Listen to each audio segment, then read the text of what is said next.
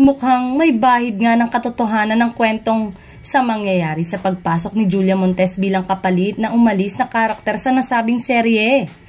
May magpapaalam nga kasi na kapamilya actress sa Batang Quiapo na di umano'y tapos na ang kontrata nito.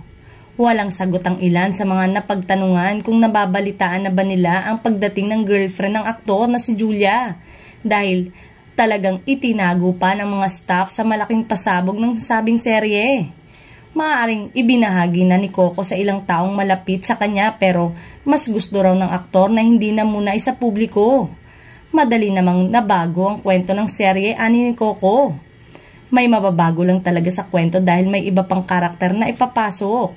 Samantalang isang premyadong aktres ang narinig na ipapasok at malaki ang partisipasyon nito sa kwento, kaya abangan na lang natin. Magkakaroon kaya ng bagong leading lady dito si Coco Martin at kung sino naman kaya ito? Sa susunod pa kasi na taon ang petsa ng pagbabalik ni Julia sa kanyang comeback serye na napapabalita na papalit din sa teleserye ni Coco Martin.